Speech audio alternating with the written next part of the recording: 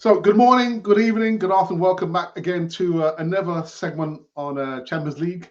I've got my good friend here, James Rowe. We're going to be talking about Champions League, FC Porto. I won't give you a prediction over two legs. I think you probably already know my thoughts.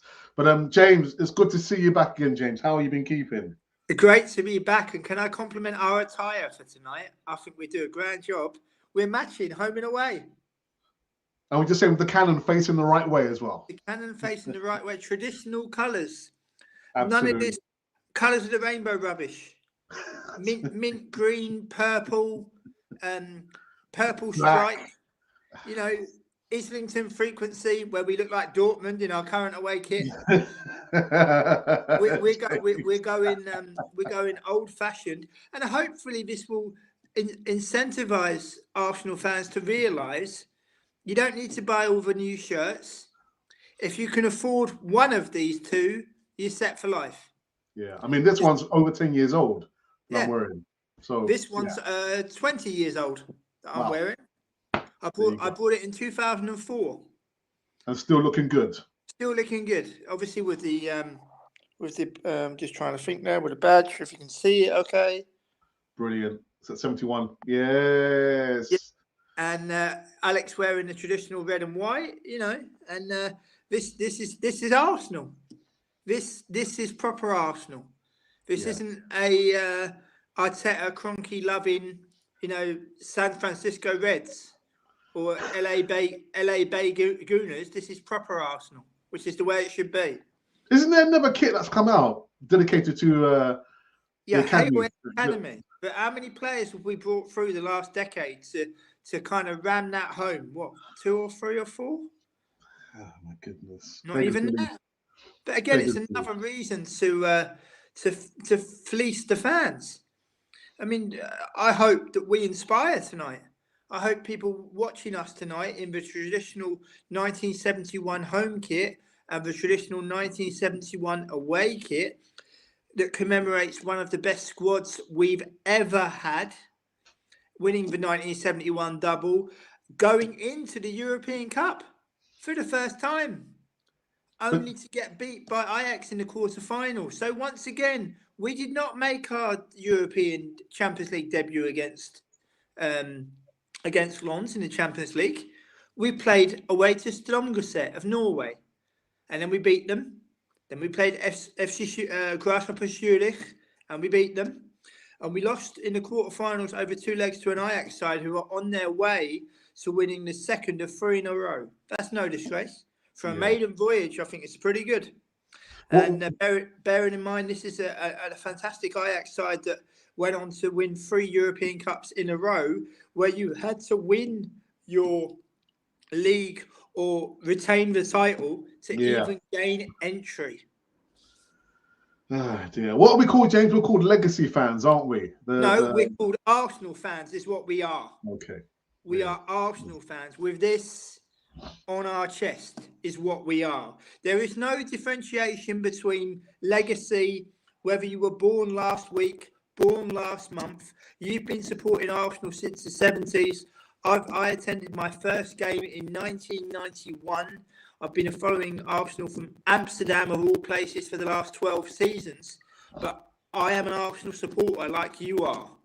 So tonight's podcast also commemorates, this is the last shot Arsenal have got to win the Champions League before it gets changed to a Super League in everything but name next season.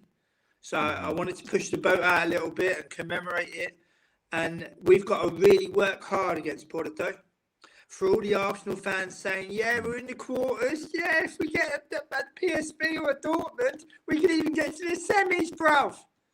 We got to put Porto away first. And it's going to be a lot more difficult than what people think it's going to be. Yeah.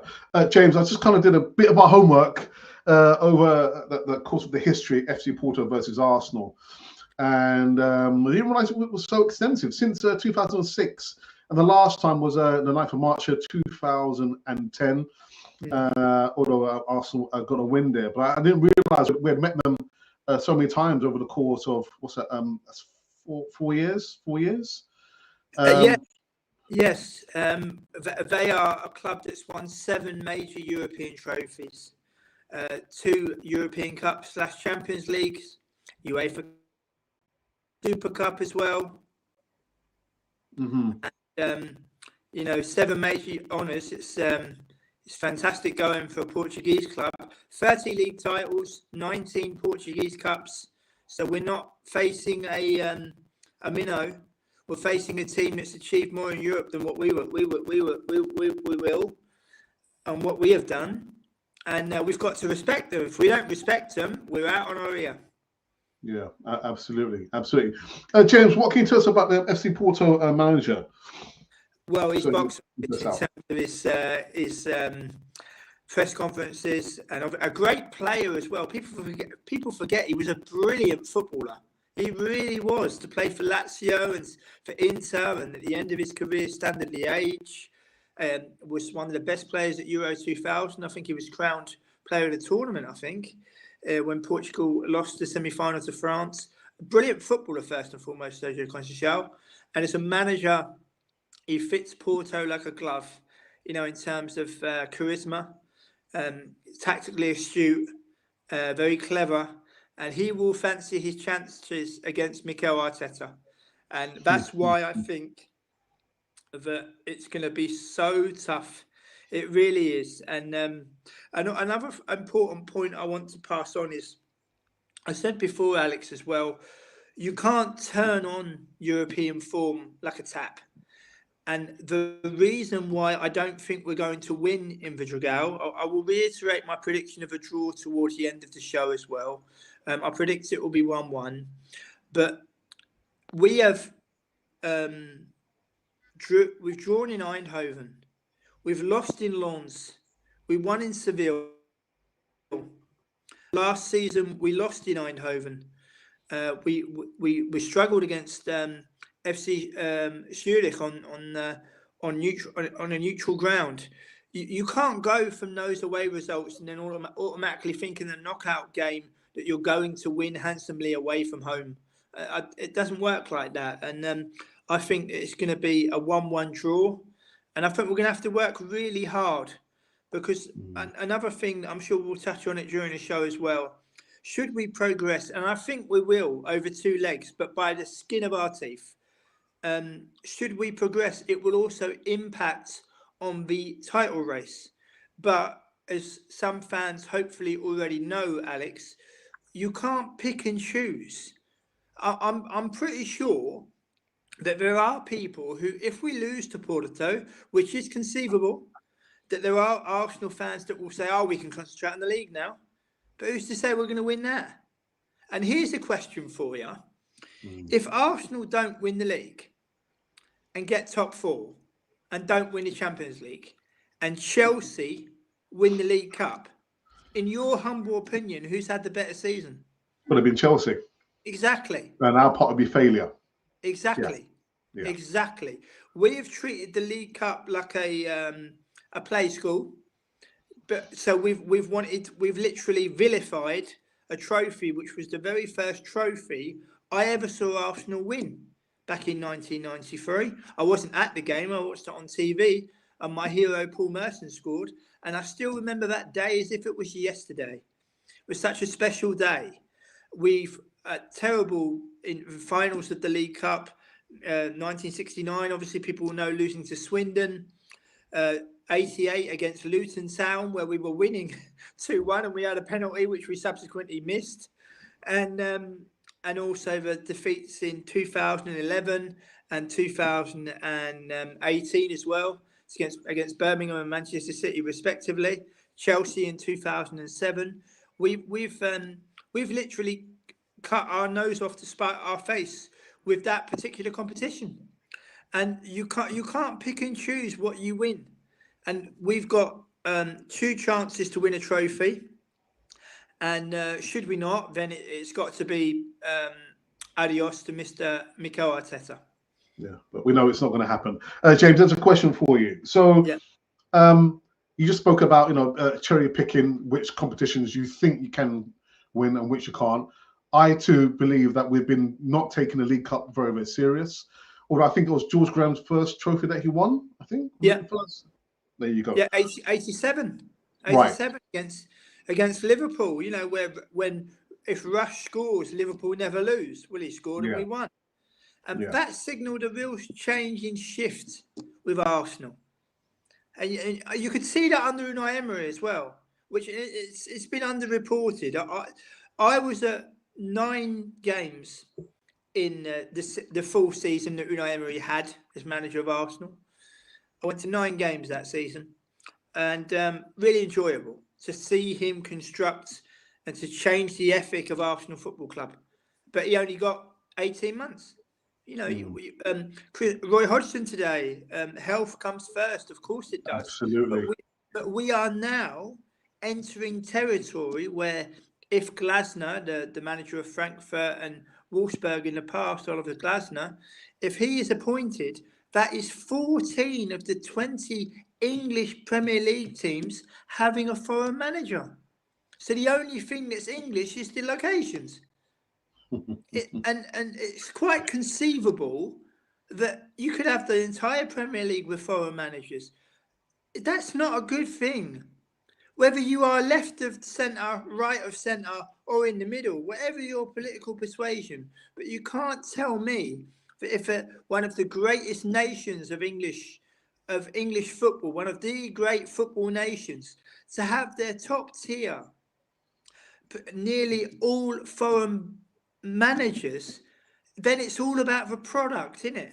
It's no longer about the sense of community. It's no longer about we both hail from London. Like Arsenal is a big part of our lives as Londoners. If Arsenal were moved, that wouldn't be the same.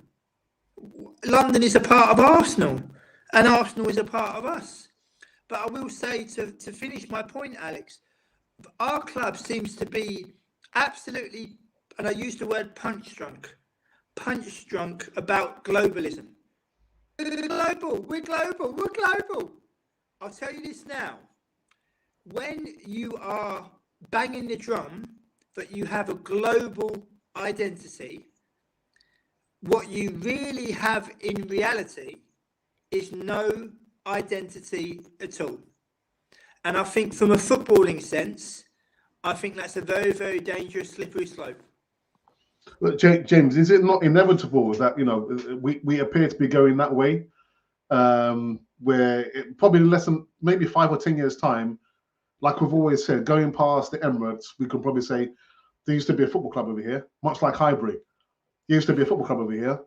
And where are we now? We're, I don't know, Red and White FC, or I don't know. Is it just not inevitable anyway, James, that we're going that way?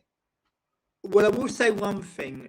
For the memories that we have, and for the many Arsenal fans watching tonight, regardless of what you're told, you are a legacy fan or whatever you are, nobody can take your memories away from you.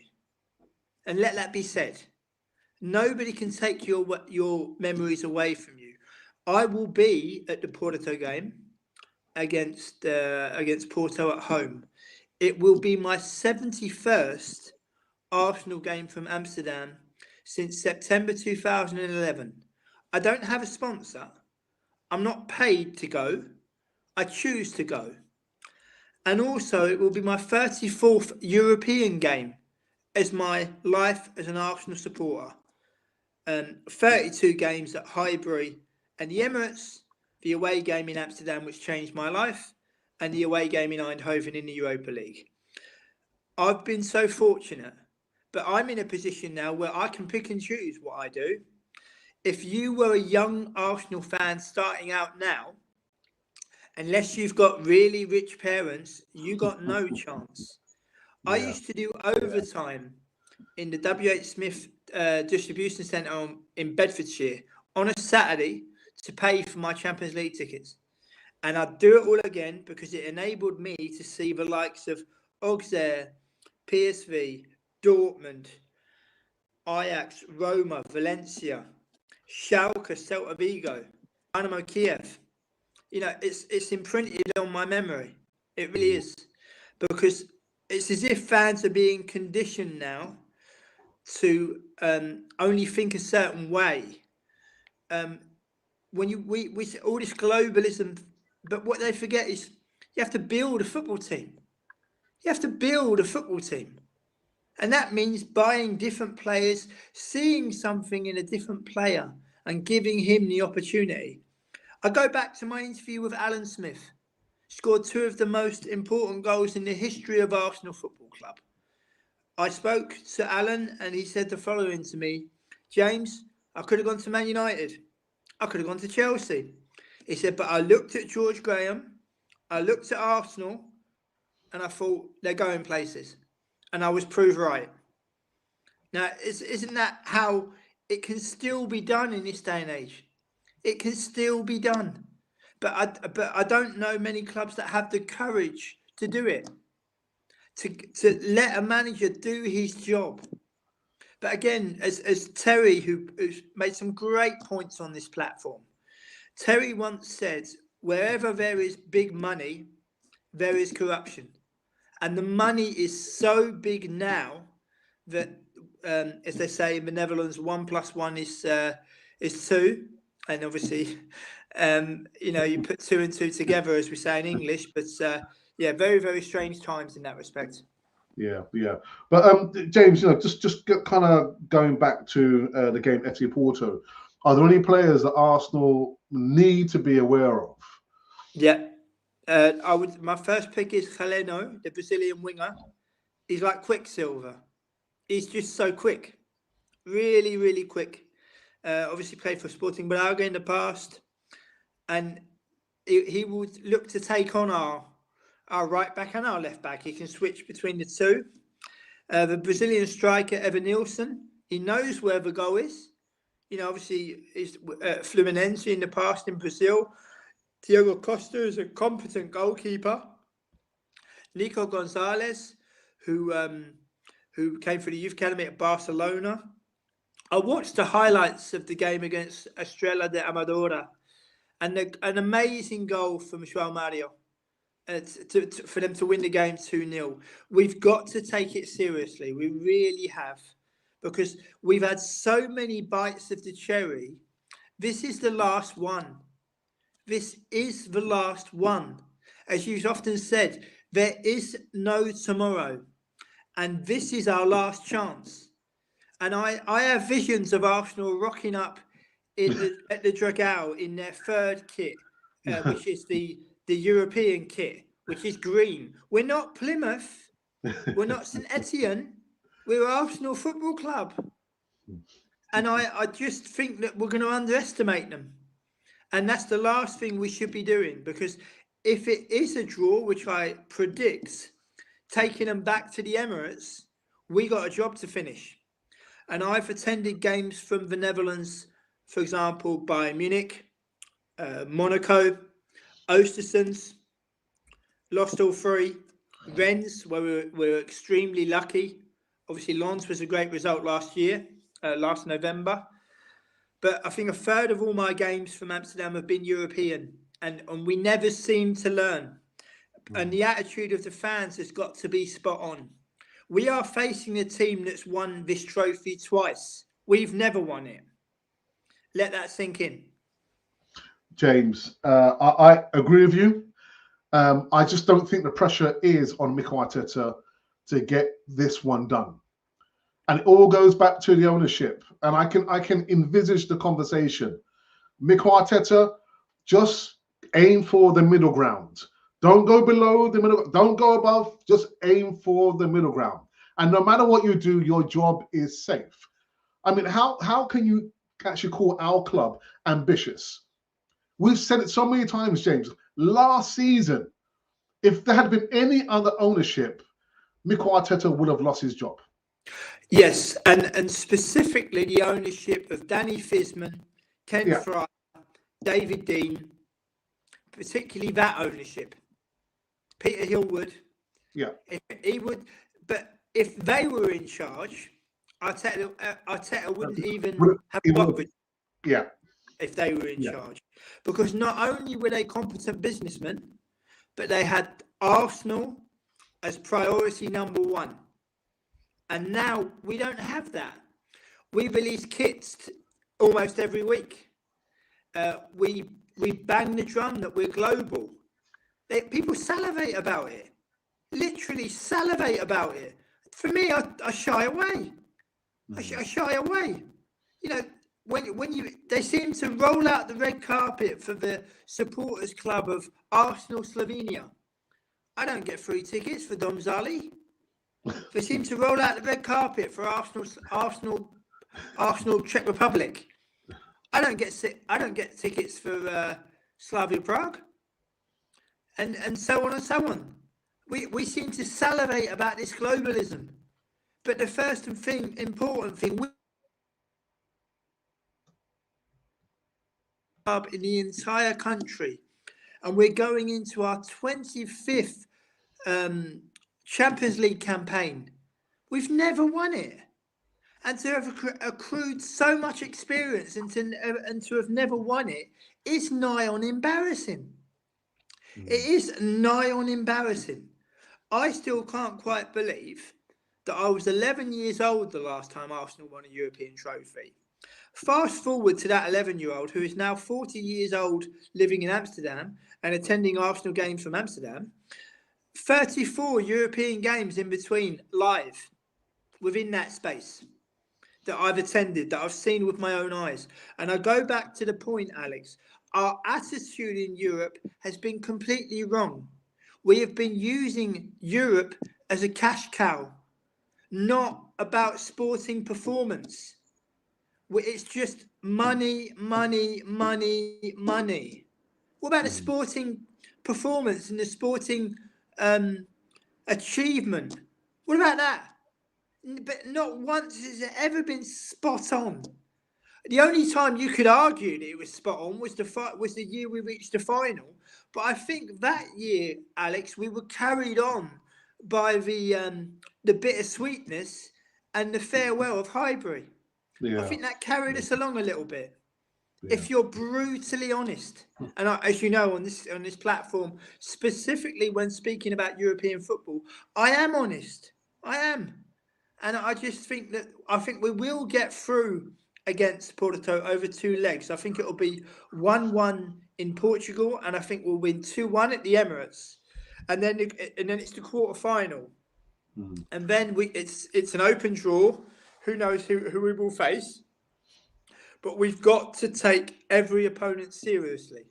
This must not end in another glorious failure, and if it does, I will just vote with my feet, where I will attend European games next year if Arsenal are in European competition, but I will be extremely selective.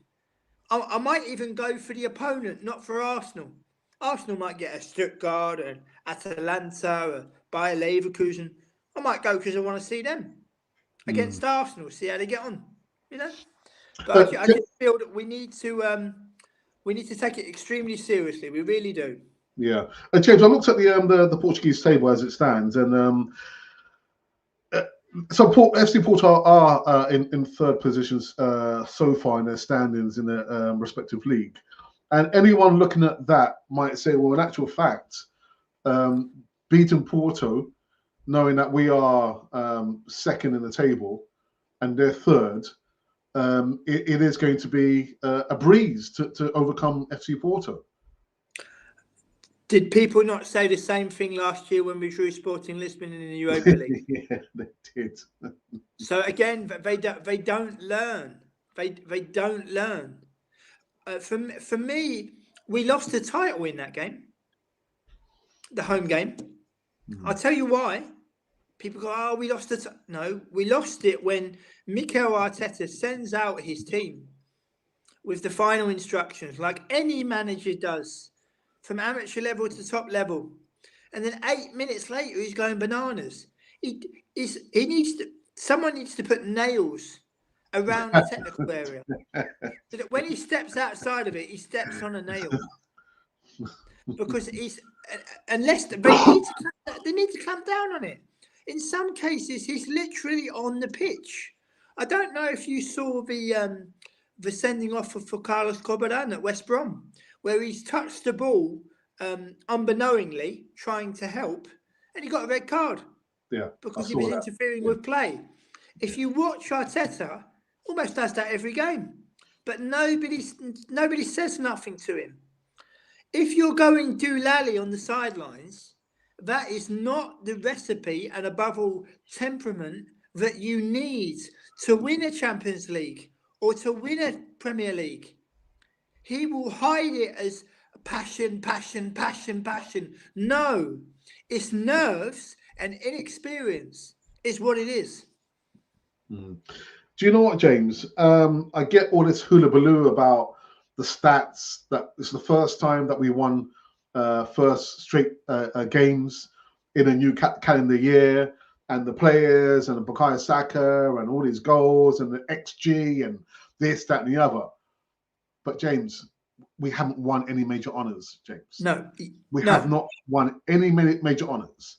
No. So I understand it from their point of view, but over here, show me the honours. Exactly. Show me the honours. There is no honours. No, and we have to finish the season. They say about goal involvements. Why can't you just say 50 goals and 50 assists? What is goal involvement? Why can't you just say 50 assists and 50 goals? Why you got to make it out something it's not? Saka's only won the FA Cup and a couple of Charity Shields. If he stays at Arsenal and wins absolutely nothing, I think that will eat him up as time goes on. You know, if you look at all our legends, what they all got in common? They all won stuff, didn't they? If you look at all our legends, Charlie George, Bob Wilson, George Graham, Paul Merson, Alan Smith, Ian Wright, Thierry Henry, Dennis Bergkamp, what they all got in common? They all won stuff. They all won stuff with Arsenal. And our current squad, yes, we're doing really, really well, but we've got to get over the line. Exactly. We've got to get over the line. And if we don't, that has got to be it. But I fully concur with you. Nothing will happen. But then I will vote with my feet. I will do that. If you look at the shirts we're wearing, it's the pride to wear this shirt, Alex. We don't need to buy the new one because we've got the best ones you can have. In your case, the best Arsenal shirt you can have.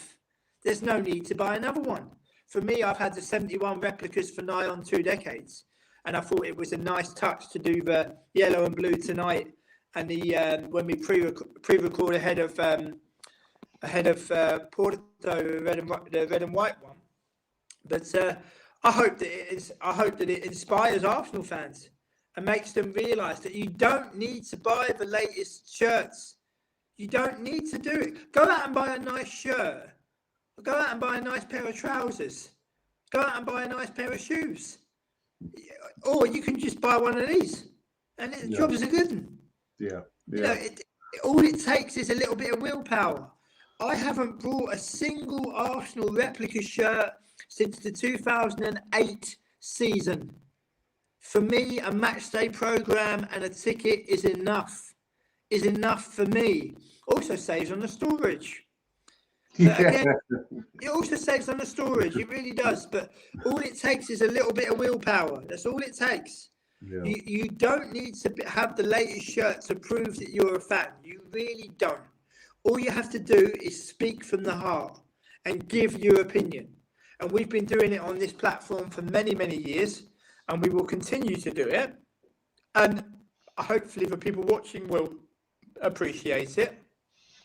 But on this platform, neither of us has ever lied to people. But the fact is, we're vastly experienced as Arsenal fans. We've seen things with our own eyes, not through the eyes of an influencer, not through the eyes of someone telling us what we should think. We've seen it with our own eyes, and that means the world to me. Yeah. Let's go into the live chat. There's only been a few comments. It's going to be a short show anyway, but who's this? Is Andromeda says offer you the Champions League. I'm not sure what he means by that or what they mean by that. And then we've got Colin who says, let's go, James. Speak your truth. We are at the portion of the season where the rubber hits the road for Mikel Arteta. Proving grounds are here. Yeah. Well, no, I think it's very good. You know, the rubber hits the road. Let's hope he doesn't fall out of the car. And I want to hear about Harry Kane, aka Karen Kane. Looks like he still won't be winning anything. Right. Can I just say something? Go for it, James. I'm going to go on record now, not to cajole people, not to rub people up the wrong way. I still think Bayern Munich will win it. Ooh. Still think Bayern Munich will win it. Are they in third place? No, they're in second place. They're 8 points behind. All right, yeah. 8. But there's 12 games left. 12 games left. And I still think that Bayern Munich are going to get over the line. Right. I really do. Okay. I think Bayer Leverkusen. I think they're also in the German Cup and fighting on more fronts, and it's going to be really, really interesting. They're also in the Europa League as well. They're fighting on 3 fronts. It will catch up with them. Yeah. And Colin finally says, I can't help it, James. I do love the gear. I criticize it, but I just don't have the willpower. Can you say that again, Alex, please? Yeah, he's basically saying that he doesn't have the willpower to not stop buying the Arsenal merchandise. He can't help himself. Colin, this is the first step. Welcome to Arsenal Therapy.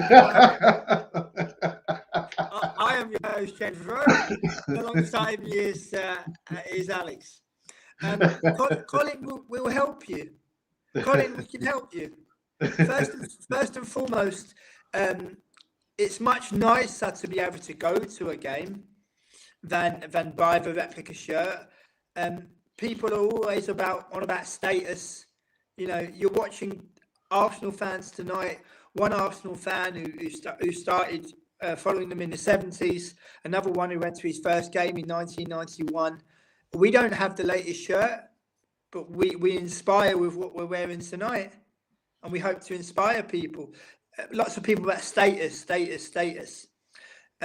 You know, life is very short. You only go around once. You have to make the best of the resources you've got at your disposal. So I would suggest maybe look to buy a retro shirt. You'll grow to love it as well. You know, it'll be something that you have, not ever other people have.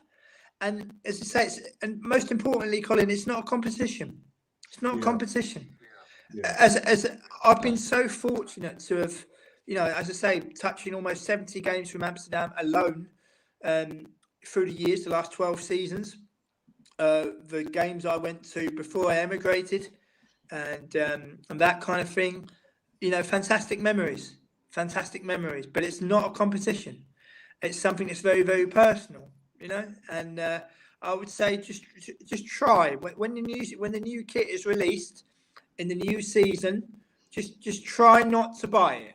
You can always come back to us in the meantime. We'll help you again. Yeah. And actually, James, you know what happened when my wife first bought this for me? I remember walking around the Emirates. A lot of people were saying to me, "Where did you get this? Where did you get the old top from?" I was thinking, and those are the tops I look for. I don't look for the tops of the last 15 or 10 years. When I see someone wearing the retro 1970s top, I'm thinking, right, okay, yeah, you're on my level. But you're right, it's not a competition. It is not a competition. But we always fall for it, James. The 7th kit, the 8th kit, the 9th kit, we always fall for it. Yeah, but it's some fans where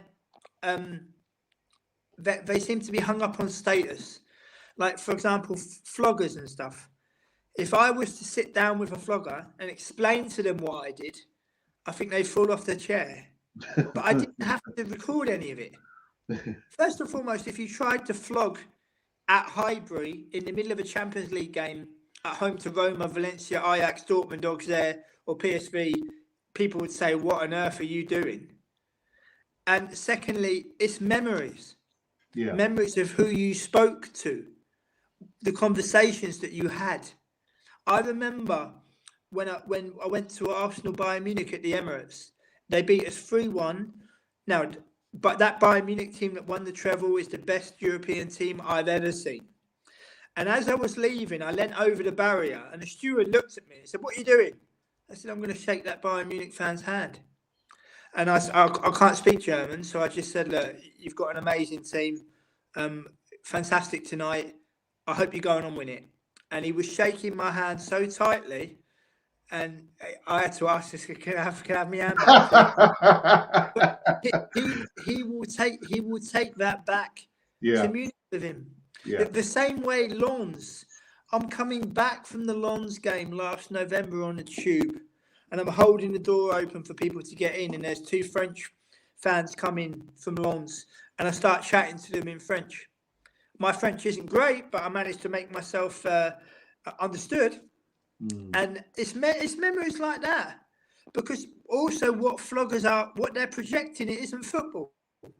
I could write an entire book, but it would never be published because they would never run the risk of publishing it. Oh, we can't print that. Why not? It's what was said. Why can't you print it? Because of the polarization and stuff like that. So yeah, I hope we've helped Colin tonight, and I hope we've helped many Arsenal fans, and I hope they've enjoyed the show.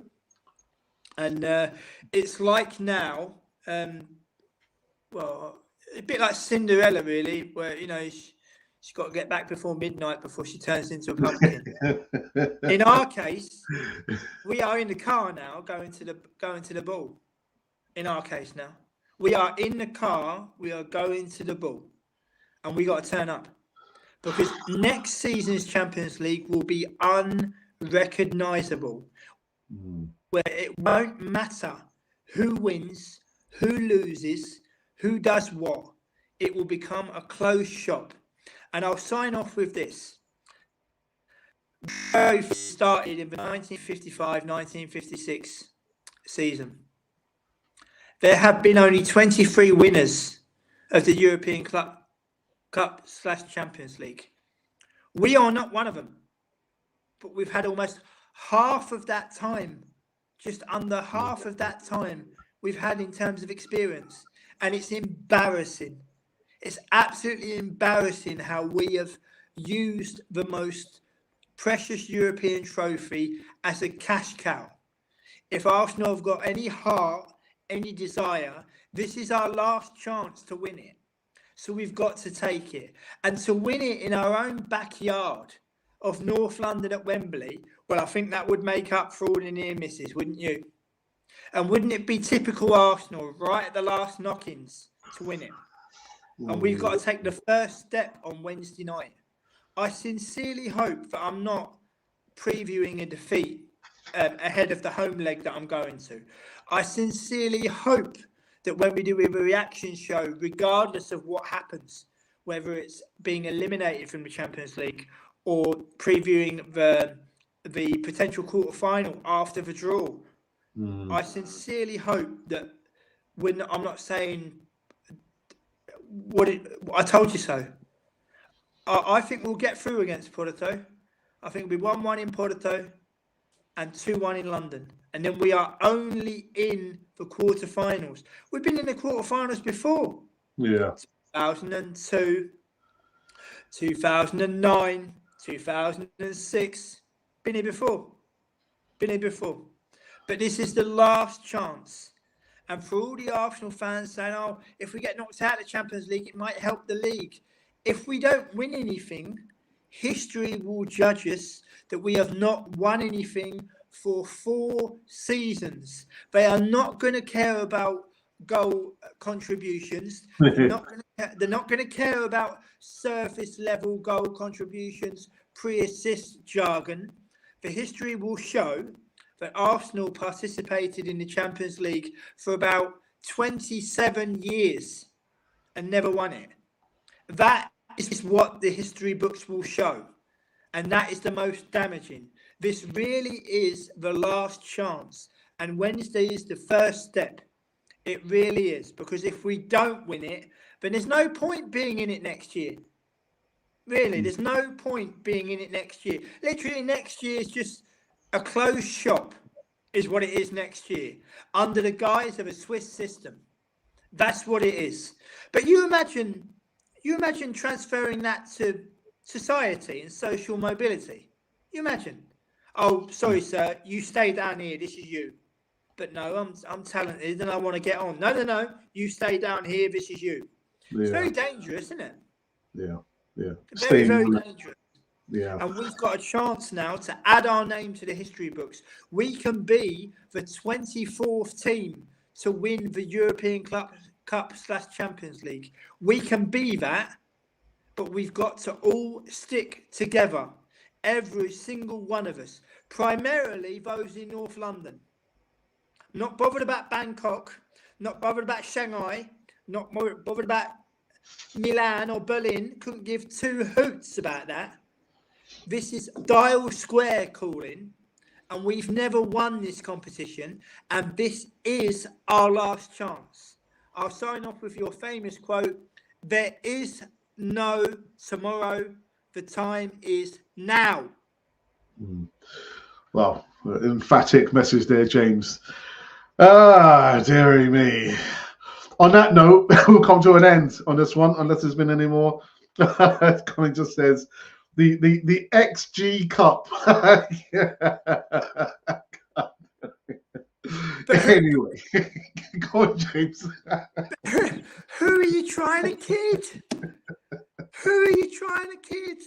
The most important, that is the score. Honestly, who are you trying to kid? Dear. As I say, we've got our memories. Nobody can take them away from us. Thank goodness. So, unfortunately, James won't be joining me for the instant post-game reaction after the FC Porto game. But James will be coming for the return to London for the return leg. Yes. And we'll be doing some content for that match there. James, yes, as always, it's been a pleasure sharing the right colours. Yeah, no, it's brilliant. It's fantastic, rainbow. Yellow and blue and red and white. Yeah, brilliant. Lovely contrast. You know, I hope we've helped Colin tonight. I hope the Arsenal fans watching, anyone that thinks, status, I've got to buy the latest shirt, £80 for a print-on badge. As you can see, what we're wearing tonight is sewn on. Exactly. Well said, James. Well said. So, you know. Yeah. This one's lasted 20 years. You've had yours for many, many years. They both look fantastic. And, I look forward to previewing the home leg and looking forward to speaking to you. And I just hope that, I sincerely hope that after the Porto game, the home leg, that we are doing a show previewing the quarterfinal. And I sincerely hope. But we'll do a show regardless, whether we get through or we don't. Yeah, absolutely. There'll need to be a recap. Absolutely. But Sociedad, my predictions might not bear fruit, but they were excellent in the first half against Paris Saint-Germain. But it's not over yet, James. It's not over. It's not over yet, but they were excellent. Yeah, but people need to remember, at Real Sociedad, it's only 21 years ago that non-Basque players were allowed to play for them. So look at the progression they've made within that time. It's absolutely amazing. And I watched their manager along the touchline, Imanol Alguacil, and simplicity. Just simple instructions. Being able to stand still, my breath was taken away. He can stand still. He can stand still and make the point to the player without going bananas. It's amazing. But again, maybe people don't look at what we're looking at, but we are often right. And I feel we're going to be proved right again this time round. James, a quick question before you go. Yeah. What's going to be more important? Actually, what is more important for you? That the fan base comes together, or that Arsenal finally wins, whether it be the Champions League or the Premier League that we haven't won in over 20 years? What's going to be more important for you? Well, first of all, I would give my right arm to win the Champions League. First and foremost, I'd give my right arm. You know, to be a fan of a club that's won it must be an amazing. Yeah, must be an amazing feeling. And I don't think that this global fan network can come together. I don't think it can. I think the intricacies of it don't allow it, and I think it's been manufactured. I think it's been manufactured. I really do. And you know, we are Londoners. Arsenal's a massive part of our life. If Arsenal was moved to San Francisco or LA or New York, that's it for us. Yeah, that's it. Yeah. You know, and the fact remains is Dial Square, Royal Arsenal. You know, it's just heritage, history. But we're in a situation now where people pick and choose. Yeah, people pick, but you can't erase history. You can't get rid of it. Laurie Cunningham was at Arsenal. The first English player to ever play for Real Madrid was at our club. Went on to have an amazing career, but was discarded at Arsenal because, I quote, "We don't want none of that fancy dance stuff here." Went on to have an amazing career. I still remember the quote from, I think it was Mark Bright, and he said that Laurie Cunningham was the first footballer he ever heard speak a foreign language. Not only that, he was amazing, and he was. And do you know what, James? Can I be cynical, James? Can I be cynical? Yeah. I can imagine now the people watching our show probably thinking, "Who's Laurie Cunningham?" Well, you've got this invention called YouTube, where you can go back in time. You can go back in time in milliseconds and see who he is. I first discovered who he was in Real Madrid's museum when I went there in 2007. You know, he played for West Brom against Valencia in the UEFA Cup, and he tore him to shreds. And Real Madrid looked and thought, "We'll have him," and they picked him up. Simple, isn't it? Simple. None of this XG stat rubbish. They know a good player when they see one, so go and pick him up. And that will never go out of fashion, Alex. Never. I went to see Telstar the other day against Helmand Sports. There's a player, number 2, called Jay Cadalver. Come for the youth set up at Ajax and Volendam. Brilliant footballer. Currently playing in the Dutch First Division. I added him to my book, and I'll follow his career. Brilliant. Listen, we've come to an end on this one. James, again, always a pleasure listening to you talk about your vast bandwidth of knowledge of Arsenal as well as football. And those who tune in, you'll see James again very, very soon for the return leg, Arsenal at home. James, thank you very much, James. You're more than welcome. The time is now. There is no tomorrow. Let's finally win the Champions League, and not on the PlayStation. On Dr. James. This has been Canon Fodder, the channel for Arsenal fans all over this world.